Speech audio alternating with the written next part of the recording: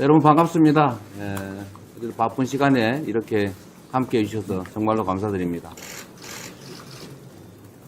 경제 현장에서 여러분들이 너무 잘 아시겠지만 지금 대한민국 경제가 너무 어렵습니다. 그 경제 문제라고 하는 게 우리 국민들 다수의 삶의 문제와 직결되어 있습니다. 또 한편으로 보면 일시적인 경기 침체 문제를 넘어서서 구조적 위험에 처해 있는 것 같습니다.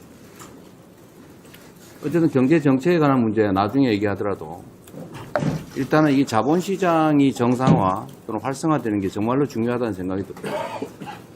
그 첫 번째 이유는 대한민국이 이제 사실 자산 시장이 부동산 중심으로 되어 있어서 이 부동산 집가 급등에 따른 많은 폐해가 발생을 합니다. 그런데도 모두가 부동산에 매달리죠. 사실 그 이유 중에 하나는 여러 가지가 있겠지만 이 자본시장이 좀 비정상적이다 보니까 사실 외국 선진국들이야 다 이 주식 투자를 참 많이 하지 않습니까? 주식 투자해서 배당 받아가지고 생활비도 쓰고 그런데 우리나라는 뭐 배당도 별로 잘 안 해주는 것 같고 주가도 잘 안 오르고 가끔씩 보면 누가 주가 조작해가지고 훔쳐가질 않나. 심지어 분명히 우량주라고 생각해서 장기 투자하려고 가지고 있는데 어느 날 보니까 이게 살찐 암수라고 생각해서 사놨더니 송아지 나와가지고 송아지 주인이 딴 사람이 돼버린 거예요. 그러다 보니 이게 우량주 장기 투자라고 하는 것도 하기 어려워진 거죠. 어쨌든 이런 여러 가지 문제들 때문에 참 듣기 싫은 얘기이긴 한데 국장 탈출은 지능순이라는 뭐 그런 황당한 유머까지 생길 정도가 됐습니다. 외국인 투자자들도 한국 시장에 대한 좀 불신이 많아진 상태 아닌가 싶어요.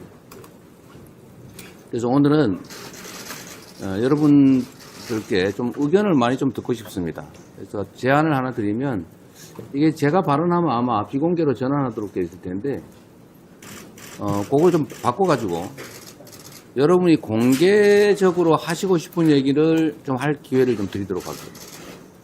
이게 사실은 대한민국 자본시장 정책에 관한 얘기일 수도 있어서 현장의 목소리를 사실은 많이들 지금 볼 겁니다. 생중계에 대해서. 이럴 때 한 번씩 하세요. 대한민국 경제가 어떻게 바뀌어야 될지, 자본시장은 어떻게 바뀌는 게 바람직한지 여러분 육성으로 우리 국민들께 좀 말씀하시는 것도 괜찮을 것 같습니다. 그러다가 이제 좀 비공개로 바꿔서 공개적으로 하시기 어려운 얘기, 그런 얘기들도 좀 해주시면 좋을 것 같아요. 저는 대한민국의 주가지수가 뭐 혹시 아실지 모르겠지만 저도 꽤 지금은 휴면 겜인데 꽤 큰 개미 중에 하나 있어요. 자, 정치를 그만두면 다시 또 주식시장으로 되돌아갈 가능성이 99.9%죠. 제가 잠깐 대통령 선거에 떨어져가지고 상당 기간은 정치를 안 하겠다 싶어서 그때 나름 영국 끝에 조선주를 좀 사놨더니 그러다 갑자기 국회의원이 되는 바람에 방산주 산 거 아니냐 이런 해괴한 공격을 당하는 바람에 제가 그때 도로 팔았는데 손해보고 지금 3배가 넘게 올랐더라고요. 어쨌든 제가 관심 있는 영역이기도 한데 저는 우리 국민들께서 이 자산시장 중에서도 금융시장에서 또 자본시장에서 좀 혜택을 누리면 좋겠어요. 이 대한민국 주가지수가 지금 오늘 얼마 가나 모르겠는데 한 2,500 왔다 갔다 하고 있죠. 이게 한 5천 정도, 4천 정도 넘어간다면 우리나라 대한민국의 국부가 늘어나지 않습니까? 회사의 자산 가치도 늘어날 테고 그 투자한 주식 보유자들의 재산도 늘어날 테고 대한민국 전체 국부도 늘어나지 않습니까? 그래서 반드시 가야 될 길이다. 그 중에 핵심적으로는 말씀드렸지만 주식시장이 규칙이 지켜지는 정상적인 시장이 돼야 됩니다. 이 조작하는 거 절대 못하게 해야 되고 공시 엉터리를 해가지고 또는 비밀정보 이용해서 누군가는 득보고 누군가는 손해보는 이런 불공정이 완전히 사라진 시장으로 만들어야 되겠죠. 그리고 아까 말씀드렸던 것처럼 대주주들의 지배권 남용이 어렵게 만들어야 됩니다. 이번에 상법 개정을 실패했는데 최대한 빠른 시간 내에 다시 해야 될 것 같아요. 저는 그거 이해가 안 됩니다. 국제 경쟁을 하겠다는데 아니 이런 집안에서 막 혜택 보고 이 규칙 안 지켜서 부당한 이익 얻으면서 어떻게 전 세계 글로벌 기업들하고 경쟁을 합니까? 그래서 어떻게 살아남겠어요? 그리고 이 대한민국의 가장 큰 문제 중에 하나라고 하는 코리아 디스카운트 시장학적 리스크라고 하는 게 지금 너무 심화돼 있죠. 혹시 전쟁 나지 않을까 이런 나라에 투자하기 어렵죠. 평화와 안정을 구축하는 게 정말로 중요하겠다는 생각이 듭니다. 어쨌든 이런 걸 포함해서 우리 현장에서 저보다 훨씬 더 많이 알고 계시고 대한민국 방향도 잘 제시해 주실 분들이니까 좋은 말씀 많이 해주시기 바랍니다. 네, 고맙습니다. 감사합니다. IH실권의 구태봉입니다. 이분님 말씀 주신 거 잘 들었고요. 저희가 봤을 때 증권, 그러니까 우리 주식시장 코스피라는 거는 주변 파이프인 것 같습니다. 파이프인데 제일 중요한 거는 주가가 올라오기 위해서는 수압이 되게 중요하겠죠. 그러니까 말씀 주신 것처럼 돈이 힘이 있어야 됩니다. 근데 지금 선학대비, 즉 해외로 돈이 빠져나오거나 부동산, 코인, 굉장히 많은 대체 시장 쪽으로 돈이 빠져나왔습니다. 그래서 파이프의 기본적으로 수압이 약합니다. 그리고 말씀 주신 것처럼 우리가 상법 개정이라든지 밸류업 같은 부분은 누수에 해당됩니다. 왜 코리아 디스카운트가 되냐면 구멍이 뚫려 있기 때문이죠. 물이 새게 되면 아무리 수압이 세다 하더라도 파이프에 물이 전달될 수가 없습니다. 그래서 이 파이프가 예전에 말씀 주신 것처럼 저희가 대한민국 국민들이 자산의 어떤 증식을 통해서 어떻게 보면 노후를 보장받는다든지 하는 부분들도 제도적으로 좀 이제 어느 정도 결을 만들어 주실 필요가 있을 것 같습니다. 예를 들면 일본 같은 경우는 미라라고 해서 뉴 IRA를 만들어서 모든 젊은이들이 계좌를 갖고 있지 않았습니다. 거의 굉장히 많은 숫자가 65세 이상의 노인분들만 주식시장을 참여를 하고 있었어요. 그분에서 젊은 사람들의 더 참여를 유도하는 굉장히 종일 프로그램들이 있었고요. 그래서 일단은 파이프의 방향을 어디로 향하게 할 것인가도 되게 중요할 것 같습니다. 그래서 말씀 주신 주주 환원율을 높이고 올해 중국보다도 주주 환원율이 낮습니다. 중국이 잘 알기로 32%, 대한민국이 20%입니다. 그러니까 결국은 자본 환원율을 높이고요. 그다음 불투명한 지배구조 개선이라든지 어떤 대주주의 사익 추구의 금지, 투자자 보호, 회계 투명성 같은 결국 누수가 없도록 막는 게 굉장히 중요하다라는 좀 생각을 하고 있고요. 밸류업이라는 부분도 사실 일본에서 10년 동안 지속적으로 뭔가 계속 노력을 했습니다. 그래서 밸류업에 관련된 부분은 저희도 계속 좀 살렸으면 좋겠다라는 생각이 좀 들고요. 제일 중요한 거는 결국 파이프의 각도입니다. 각도를 높여야 말씀 주신 4천, 5천이 갈 수 있습니다. 그 부분은 대한민국 국민에게 꿈이 필요합니다.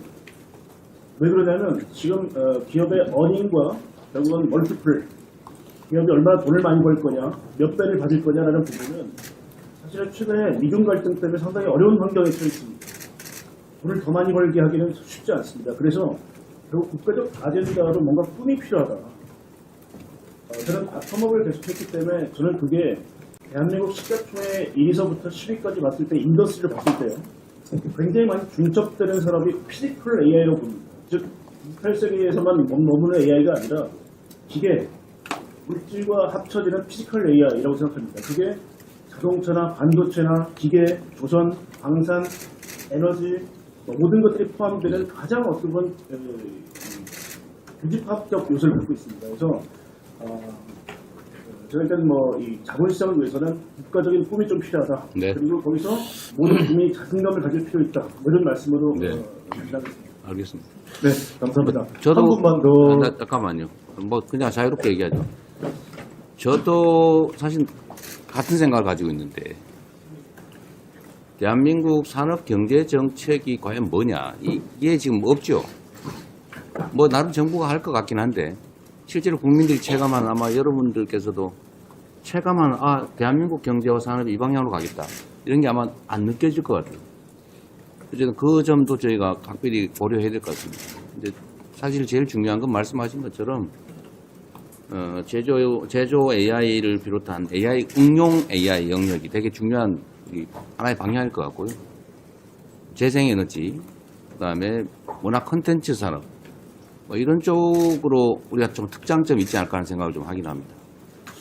그리고 제가 하나 좀 여쭤보고 싶은 게 있는데, 아까 말씀하신 회장님, 아까 말씀 중에 우리가 시가총액은 15인데 사실 경제력 수준에 비해서 떨어지는 거잖아요. 네. 그런데 종목 수는 세계 5위라고 그래요. 이게 사실은 함의가 있잖아요. 이거 완전히 실제로는 거의 가치가 없는 종목들이 너무 많은 거 아닙니까? 그 점에 대해서는 좀 어떻게 하면 좋습니까?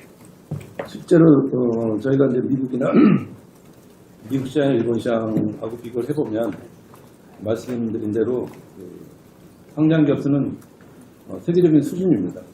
그렇지만 상장하고 나서 소위 말해서 이제 영업이익률을 달성하지 못한다든가 또 지속 가능성 있는 그 비즈니스 모델을 유지하지 못한다든가 하면 사실은 그 상장 폐지를 해줘야 됩니다.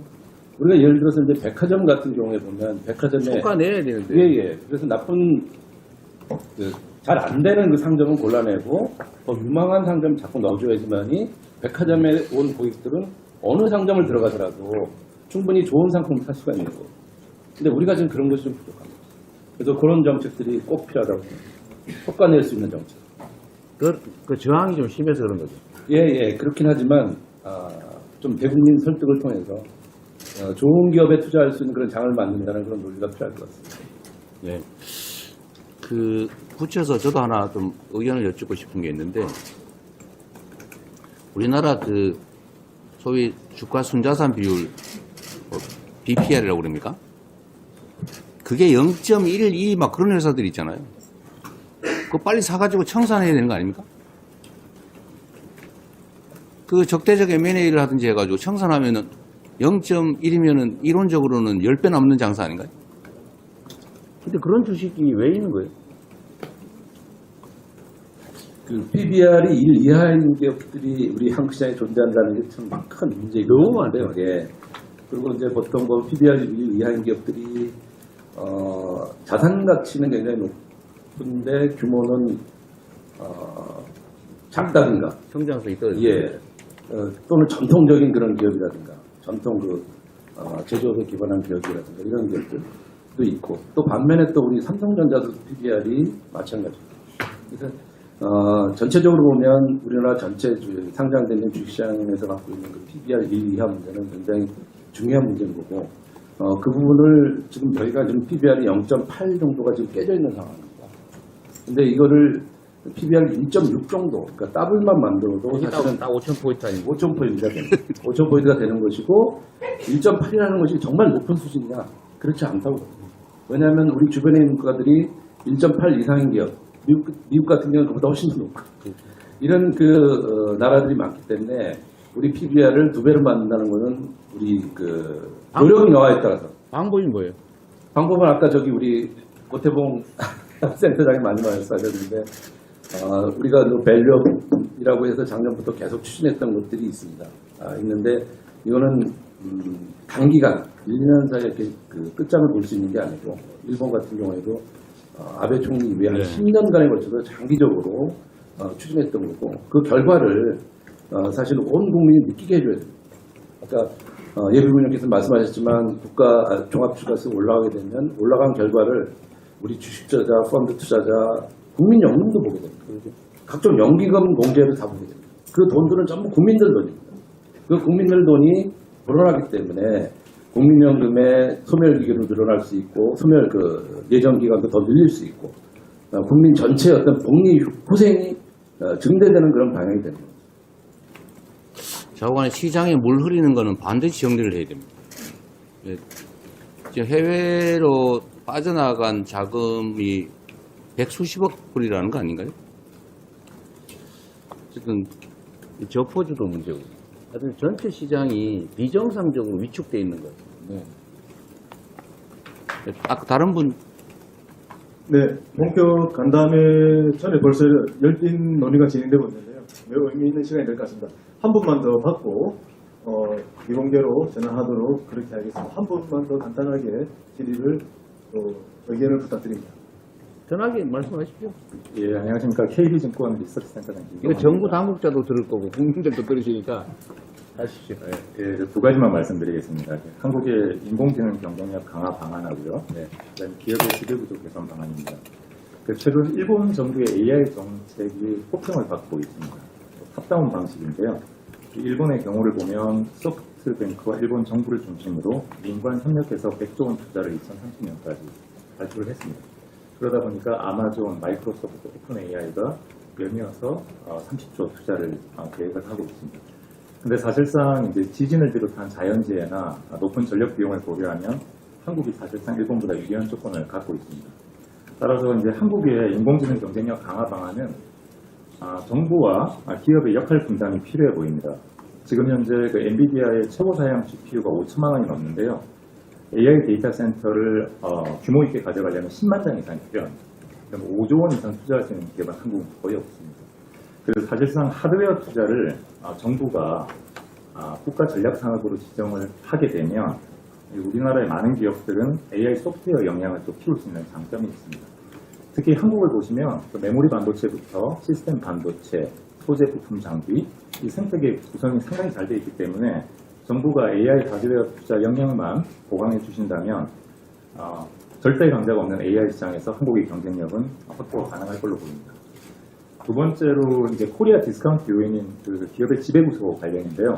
제가 이제 매월 해외 투자자를 미팅할 때마다 크게 느끼는 점입니다. 이 우리나라 상장사의 사회이사 선임 조건을 글로벌 스탠다드에 맞추는 겁니다. 현재 그 상법 시행령을 보시면 자산 총액 2조 원 이상의 한국 사회이사 경우에 동일 업종 출신의 사회이사 임명이 제한됩니다.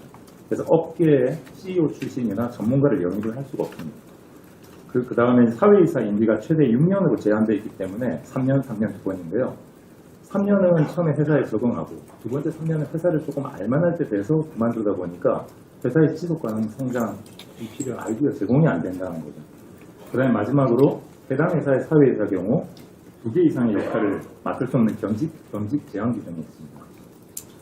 근데 이게 우리나라 30대 지금 사회이사를 제가 살펴보니까 교수가 49%, 관료가 17%, 전체의 66%가 거수기로 전락되어 있는 게 현실입니다. 이 전문성이 결여되어 있다는 거죠.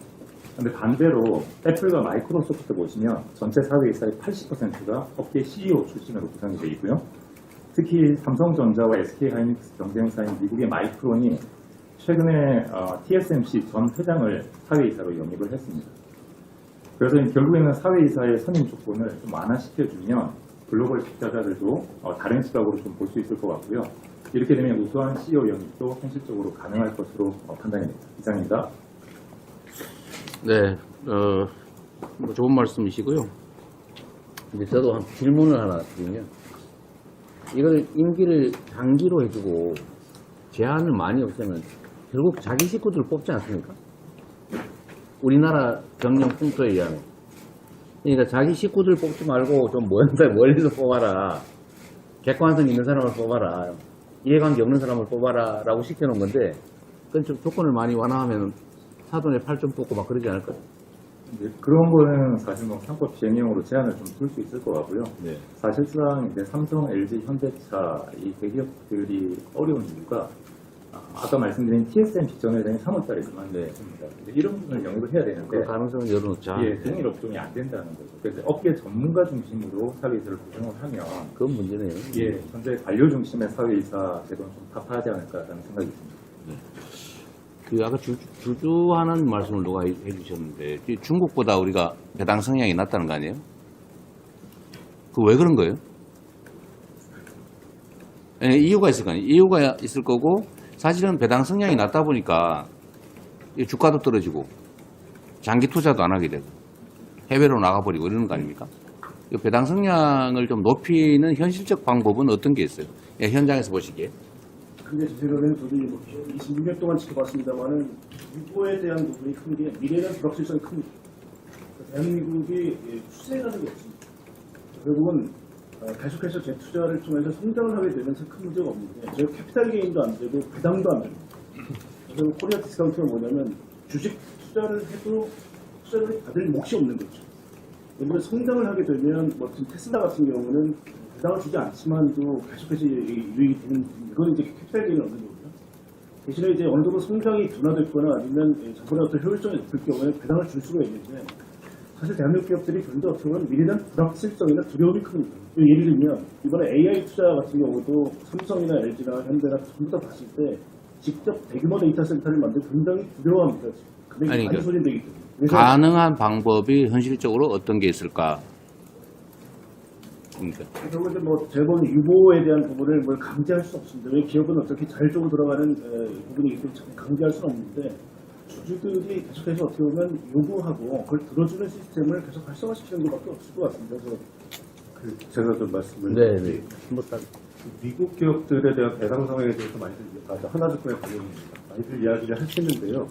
일단 예를 들어서 우리가 많이 알고 코카콜라 같은 경우에는 지난 70년간 배당을 줄여본 적이 없다라고 하는 건데요.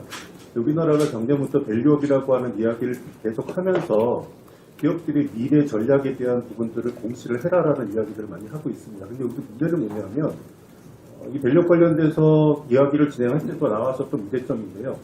미래 공시가 틀릴 수도 있습니다. 틀릴 수도 있는데 그 부분에 대해서 이사회 책임이 전혀 반영이 되고 있지 않다라고 하는 지금 첫 번째 문제로 제기가 될 수 있을 것 같고요. 그러다 보니까 대기업들은 아니더라도 중소업체들 같은 경우에서는 이 미래 전략에 대한 그 숫자가 틀려도 책임을 질 필요가 없기 때문에 이 부분에 대한 것들에 대해서 책임지지 않는다라고 하는 게 좀 문제일 것 같고, 우리나라도 밸류업 관련돼서 은행주들이 많이 올랐었던 이유가 은행주가 성장이 없으니까 이제 배당을 많이 할 거야라고 하는데 그에 대한 신뢰가 많이 부족하다라고 하는 부분이 분명히 시장에 영향을 끼치고 있는 것 같습니다. 그래서 뭐 좀 이따 말씀드리려고 했었던 부분이긴 합니다만, 기업들의 미래 전략에 대해 공시 부분에 있어서 이 부분에 대해서 좀 더 구체화될 수 있는 여러 가지 제도들이 좀 필요하지 않겠나. 그렇게 되면 숫자를 하나 내더라도 좀 더 의미 있고 이 부분들의 신뢰가 시장에서 쌓여갈 수 있는 부분들이 구체화될 수 있다라고 하면 미국처럼 장기 투자에 대한 근간이 어느 정도는 더디더라도 구축이 될 수 있는 시간이 오지 않겠나 그런 말씀드리고 싶습니다. 그러니까 아까 말씀드렸던 것처럼 이게 믿을 수가 없다. 장기 투자하면 어느 날 송아지 나와가지고 딴 데 팔아먹어버리지 않을까. 그런 문제를 해결을 해야 되잖아요. 근데 여기 그 금투협도 그렇고 애널리스트 회도 그러시고 어쨌든 자본시장이 정상화되고 좀 제대로 주가가 형성되는 게 이익이지 않습니까? 국가 이익에도 국민들에게도 도움이 되는 일인데 이번에 상법 개정한 거에 대해서 아무 말도 없으세요? 저는 정말 이런 게 이해가 안 되는 것이, 이게 저는 이기적인 소수들의 저항이라고 생각되는데 그거 당연히 바꿔야 되는 거 아닙니까?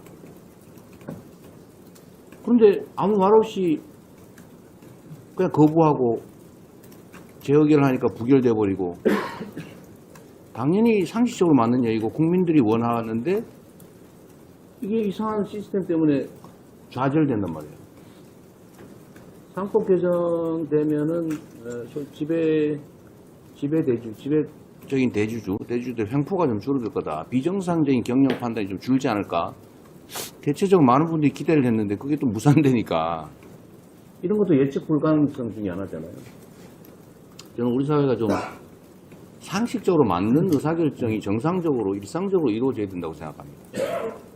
그런데 이게 어쨌든 힘 있는 특정 소수의 저는 저항이라고 생각하는데, 그것 때문에 전체 사회의 합리적 시스템이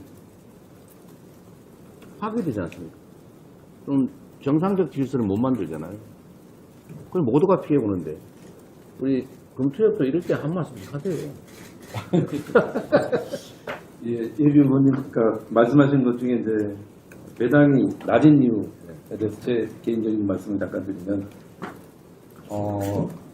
지금 우리 그 기업들 같은 경우 보면 내부에 이제 현금을 쌓아놓는 기업들이 되게 많습니다. 그 현금은 두 가지로 사용이 되어 있습니다. 하나는 뭐냐면 장기 성장을 위한 투자 쪽으로 쓰이던가, 안 그러면 아이들 머니가 된다 그러면 당연히 배당을 해줘야 되는 것이죠. 해줘야 되는 것인데 이제 가장 현실적인 문제 중에 하나가 뭐냐면 우리나라 같은 경우, 우리나라 기업 같은 경우에는 미국이나 일본하고 달라서 유럽 기업하고 달라가지고 오너이면서 경영자인 그런 기업이 거의 90%예요. 근데 잘 아시겠지만 배당사 결정을 하는 분은 오너이면서 경영자거든요.